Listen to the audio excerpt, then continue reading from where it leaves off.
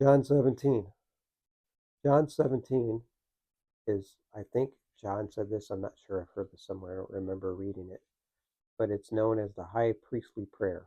It's a prayer that Jesus said. The whole chapter is Jesus praying. So I'm going to break down the prayer a little bit, and then I'm just going to focus on one verse.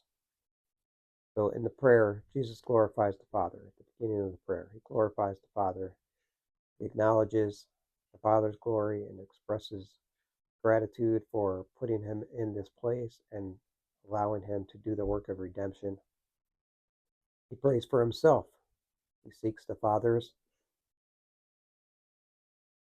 What's the word I'm looking for?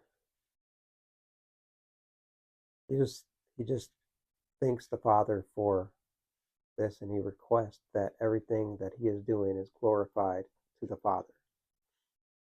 He prays for his disciples. He prays for their protection and their sanctification, and that they have unity because he knows the work they're about to do after he passes on.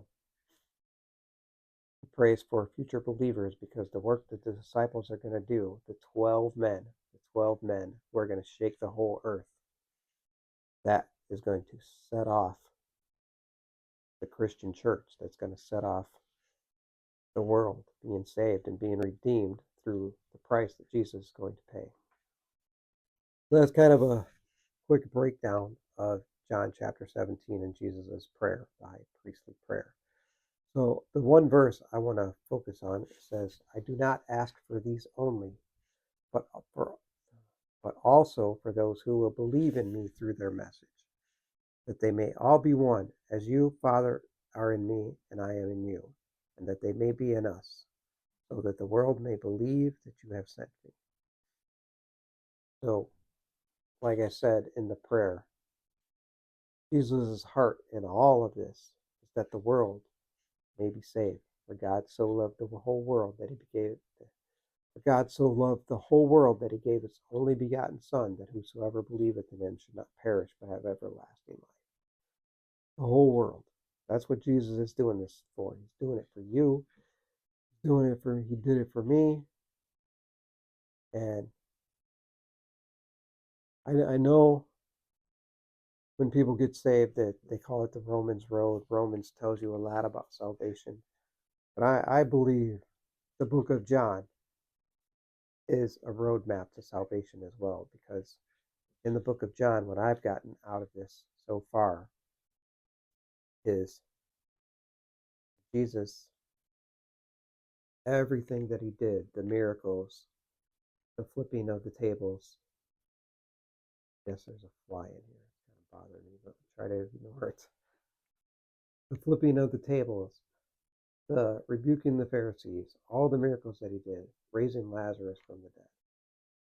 That was all to show who he was, and it was to lead up to what he's about to do for us. And if you've been listening since the beginning, you know what I'm going to do here is I'm going to tell you that if you don't believe in Jesus, all you have to do is believe in him and ask him to forgive you of your sins, and you can be free from all of your sins. So, with that, and if anyone who listens to this video does that, could you comment below so I can pray for you? Or if you need prayer for anything, if you're already a Christian and you need prayer for anything, just comment below and I'll pray for you. I won't do it openly on a video. I will pray for you. I've been creating prayer lists and I've been praying pretty diligently for the past 4 years, but like more so since the beginning of the year, because I've made a commitment to be more dedicated to prayer. So if you need prayer for anything, please let me know below and I will pray for you. With that, stay strong, stay valiant, keep forging your path, and be blessed.